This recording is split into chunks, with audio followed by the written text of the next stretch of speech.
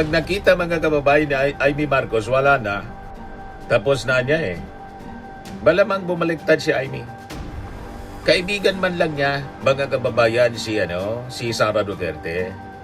Kung hinudas ni Amy Marcos, yung kanyang kapatid, tinalikuran niya sa vested interest niya. Taon, nakasanayan na gamitin ng Duterte Camp ang narrative na inaapi kami.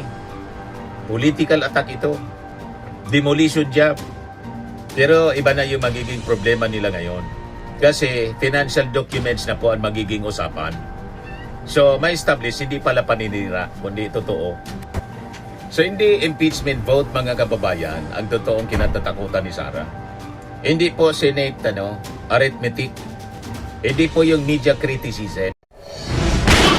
Nagbabagang mga balita at pagtalakay sa mga isyu na lipunan. Bulsa! Opinyon, banat at paglalantad sa katotohanan. Bulsa! What you see is what you get. You decide. Ito po mga kababayan, si Dante Maravillas. Pag-usapan natin yung impeachment ni Sara. Alam po ninyo, sa totoo lang po, si Sara Duterte, game over na po. Checkmate. End of the road, mga kababayan, sa political career ni Sara Duterte. At yun ang mga kababayan, ako tingin ko itong mga senador po na kanyang mga kaalyado, malamang ang matira dyan, si Bongo at saka si Robin, si Amy Marcos niya, Mr. Maravillas. Malamang pati si Amy Marcos bumaliktad. Pag nakita mga kababayan ni Amy Marcos, wala na. Tapos na niya eh. Malamang bumaliktad si Amy. Kaibigan man lang niya, mga kababayan, si Sara Duterte. Kung hinudas ni Amy Marcos, yung kanyang kapatid, tinalikuran niya sa vested interest niya sa politika. Si Sara pa po, si Alan Peter Cayetano, ganon din yan, mga kababayan. Magtiwala kayo kay Alan Peter Cayetano. Pag nakita ni Alan Peter Cayetano, wala niya, napakalakas ng ebidensya laban kay Sara Duterte. Babaliktad din yan. Kung yung kapatid nga niya, nilaglag niya si Lino Cayetano, kapatid niya yun. Nilaglag si Sara Duterte pa, mga kababayan. Sabi ko sa inyo, this is the end of the road for Sara Duterte. Game over. Yung mga senador na may kinakaharap na akaso, yung plunder, si Jinggoy, si Chis Escudero, tahimik si Chis. At saka si Joel Villanueva, malamang may mga nakikipag-negotiate na kung paano mga kababayan makalusot sa mga kaso nila, plunder. So ang pagpipilian nila, makulong tulad ni Jinggoy, may plunder case na, mga kababayan, si Jinggoy. O makipag-usap, ilaglag si Sara. The rest, mga kababayan, lahat yan may kaso. Si Loren, yung anak niya. Yung magkapatid na Villar, may kaso sa SEC. At idagdag pa natin, mga kababayan, yung panibagong kaso. Si Robin, yung pagpatakas niya, siya mismo yung kasama sa pagpatakas kay Bato. So, yung 13, mga kababayan, na mga Duterte senators na binansagan na mga tracing hudas ni Father Robert Reyes, malamang hudasin yan si Sara para iligtas yung kanilang sarili. Ano makukuha nila kay Sara? Sige nga, game over na po si Sara. Padadamay sila. Tama? Wala nang lusot si Sara. Kung i-acquit nila, sila yung convicted. Ang convicted po, yung mga senador. Di ba? Mga kababayan, nag-gets na ninyo mga DDS? Kaya kung ako sa inyo, mga DDS, magsipagbait na kayo. Yan mga senador, ililigtas nila yung sarili din nila. Walang rason na iligtas pa si Sara Duterte. Si Sara Duterte, pierde gana. Gumana man siya, manalo man siya sa Senado, i-acquit siya, destroyed na rin yung kanyang politika. Mga kababayan, at may nakaabang na plunder case laban sa kanya at saka yung ICC. So mag-iisip itong mga senador, mga kababayan. Malamang gamitin nila yung boto against Sara Duterte as leverage para hindi sila madiin. May mga kinakarap na kanya-kanyang kaso, di ba? It is reality in politics. So kahit mga kababayan hindi patuluyang makonvict halimbawa lang ha, si Sara Duterte, sa impeachment trial, sapat na po mismo yung proseso sa paglilitis upang durugin po yung kanyang political future. Game over na po para sa 2028. Yan ang reality niyan. Nakita ninyo yung nangyari kay Jojo Binay? Yun mismo ang mangyayari kay Sara Duterte. Hindi man yun impeachment, yung kay Jojo Binay, pero yung Senate investigation na ginawa sa kanyang involvement doon sa Makati, yun ang dumurog sa kanyang political career na talo. Kaya pierdiga na po ito. I-acquit man siya ng mga senador na kakampi niya na pwedeng madamay na mamatay din ang kanilang politika, pero yung political future ni Sara totally damaged na po. Pag nangyari yung presentation, which is mangyayari yung presentation ng mga ebidensya. Kasi po mga kababayan, yung tunay na laban, alam po ninyo, hindi lang po sa final vote ng Senado, kundi po sa mga ebidensyang mabubunyag, presentation of evidence sa harap ng sambayanang Pilipino. Full coverage po. At kapag mga kababayan sinimulang ilatag ng House Prosecution Panel yung AMLAC findings, mga bank records ni Sara, yung SALN inconsistencies, yung bilyon-bilyon mga kababayan na unexplained transactions, alos po, game over na yung laban. Nagets ninyo? Kaya nga sila po, gustong isabotahe yung Senado para hindi matuloy ang trial. Nangyari pa rin. Kinunbina ni Alan Peter Cayetano. Tingin ko may iniisip si Alan Peter Cayetano iba. Ito hula ko lang po. Kasi tingnan ninyo, pattern ng pag-ugali ng mga DDS, mahilig maglaglag. Si Digong nilaglag si Bato. Ano sabi ni Digong doon sa Quadcom hearing? Iyan na niya, si Bato de la Rosa. Death squad din niya. Si Bato naman po, the other day, ayun sa interview pala, nung nasa Senado pa siya, in-interview pala ni Jessica Soco, nilaglag si Digong. Diba? Sabi ni Bato, nag-isipan niya ako, nagbago na yung aking posisyon na samahan si Digong. Kasi sabi niya ni Digong, ni Tata Digong, okay siya na solo. Ako naman hindi man magpipresidente. At hindi man niya kami magkikita. Separate yung selda namin. Kaya siya nagtago, tumakas. O diba, malinaw na nilaglag niya. Loyal lieutenant si Bato de la Rosa. Nagawa niyang ilaglag si Digong. Nagawa niyang talikuran mga kababayan, si Digong. Si Alan Peter Cayetano pa, natuso. Si Alan Peter Cayetano, tinalikuran niya, kapatid niya si Lina. Iba yung sinuport. Anong rason? Siyempre, nag-ambisyon din sa top position, maging presidente someday, at vice-presidente. Kung sad-sad na ang ratings ni Sara, sirang-sira na dahil sa presentation ng mga ebidensya, tatalikod yan bigla siya. Biglang yan, babaliktad si Alan Peter Cayetano. Para pagkakataon niya ito magbida-bida, na despite kaalyado siya, yun ang nababasa ko sa mga statements niya. Ginawa na niya ngayon yung tama kasi nakita yung ebidensya, napakalakas. Malamang mauna pang bumoto for conviction. Di hero siya. Yung bumantot niyang imahe mga kababayan dahil sa the Senate is under siege, under attack, yung pagkudita niya sa Senado, mga kababayan na perceive na isasalba si Sara, tapos bigla niyang kinondik, o di ba matutuwa yung mga mamamayang Pilipino? Talaga niya impartial itong si Alan Peter Cayetano. Bida siya. Sakripisyo si Sara. Kasi anyway, napakalakas ng ebidensya. So gawin na natin yung tama. Nagets ninyo? Game over ito, mga kababayan, sa tingin ko lang. At kahit pa i-acquit nila, game over pa rin mga kababayan. Pag naipresenta yung mga lalakas na ebidensya laban kay Sara Duterte. So totally destroyed yung kanyang future political career. Hindi po itong simpleng political attack, baka yun ang iniisip ninyo. Propaganda. This is reality.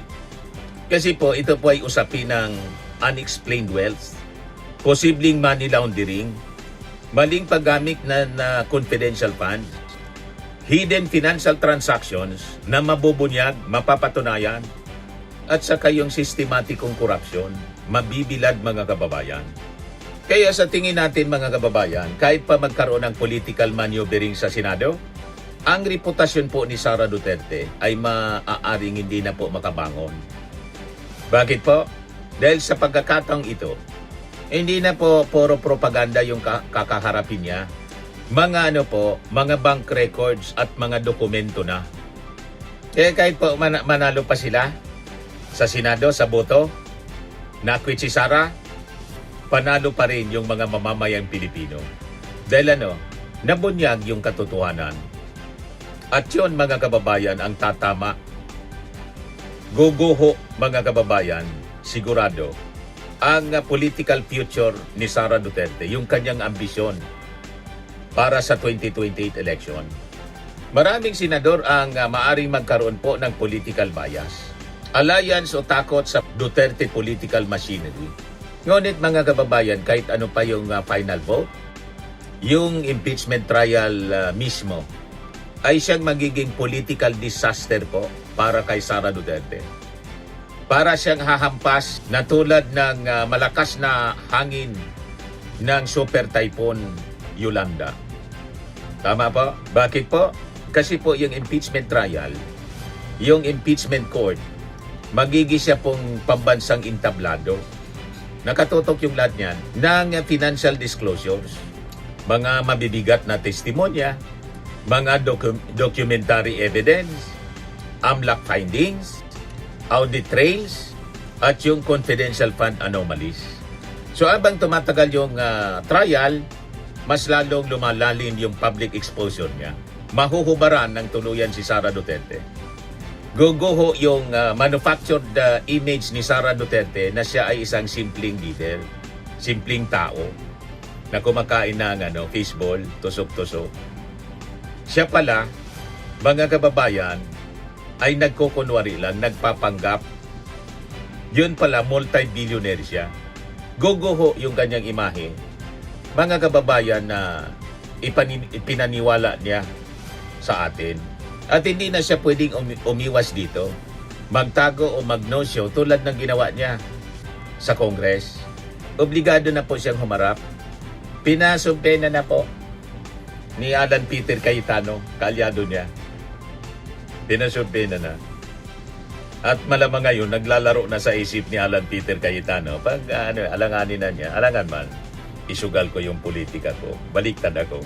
Anyway, yun man talaga yung tama. Babase tayo ng desisyon sa ebidensya.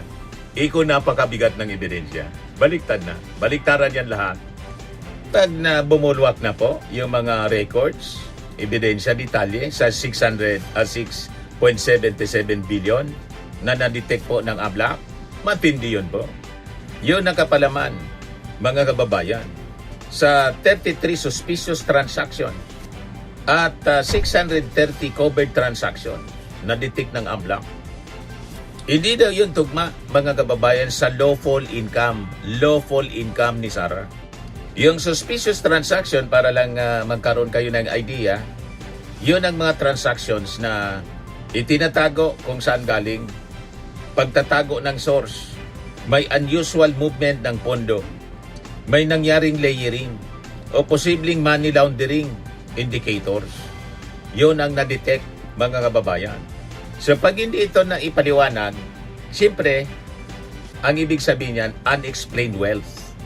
Saan galing? May 3.92 billion mismo na na-detect sa cash flow account mismo ni Sara Duterte. Imagine that. Pero magkano yung kanyang salin? 88 million.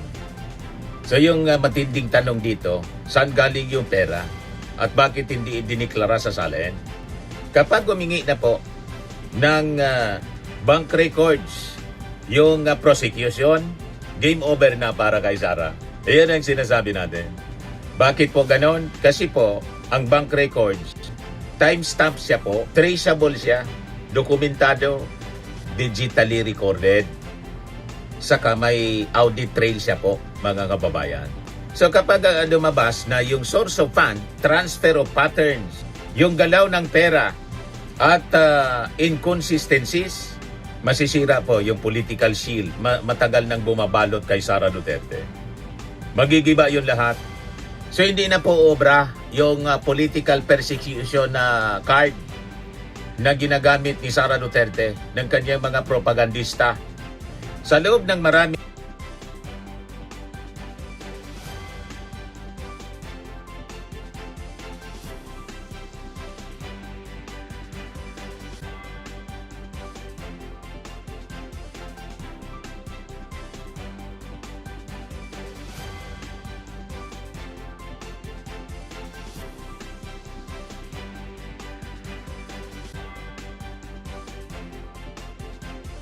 arithmetic, hindi po yung media criticism. Ang kanyang kinatatakutan yung tuluyang pagkapunit ng imahe niya, ng imahe po ni Sara Duterte sa harap ng publiko. So, makikilala na mga kababayan, matatanggalan ng maskara itong si Sara Duterte. Dahil po, kapag nasira yung public trust sa usapin po ng pera, mahirap na po itong ibalik. At dito po, posibleng tuluyan ng mamatay ang Sara 2028 project. Tapos na yung political career ni Sara Duterte. Game over. Bakit wala nang lusot si Sara Duterte? Hindi na po hearsay yung issue. Hindi na siya simpleng chismis. Hindi na political mudslinging tulad ng sinasabi nila. Paninira man lang niya yan. Hindi na. Kasi ma-establish na po dahil sa mga dokumentong malalantad sa publiko yung bilyon-bilyon. Bilyonarya pala si Sara. Yun ang mangyayari niyan. At pag nakita yon ng mga senador na puro man balingbing, hindi niya. Alangan man madamay tayo sa paglubog ng political career ni Sara, isalba natin yung ating sarili. Conviction. Bida pa sila sa ating mga mamamayang Pilipino. Di ba? O ngayon, before po tayo na magpaalam mga kababayan, gusto ko na sana mag-subscribe naman kayo po sa aking bagong YouTube channel. Yan po, Laugh Trip Ngani. May 65 subscriber na. Kanina 0 yan. Ay dalawa pala ako sa si Mrs. nag-subscribe. Ngayon, madaling sabi, may 63 na mga subscriber. Isang video pa lang ginawa ko kagabi, in-upload ko kanina. May 89 views na rin po. O, dito sa Laugh Trip natin, YouTube channel, lahat lang na katatawanan yung pag-uusapan po natin, be it sa politics, be it sa showbiz, o sa ordinary nating encounter sa buhay. Ayun, pag-uusapan natin dyan. At maiksi lang ang ating video dyan. Mga 4:31 ganyan or 8 ang pinakamahaba. 8 minutes lang mga kababayan. Nakashare ko siya sa aking sa aking YouTube ay sa aking Facebook page. Ayan Dante Maravillas Vlog. 'Yun ang invitation ko diyan Sabi ko, mga kababayan, please subscribe on my YouTube channel. Laugh Trip Ngani. Dito puro lang katatawanan na content ang mapapanood ninyo.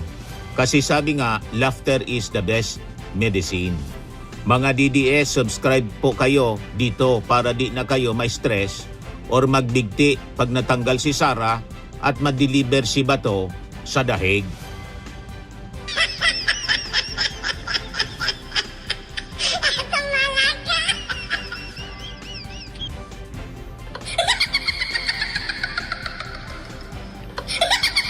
Para hindi kayo may stress.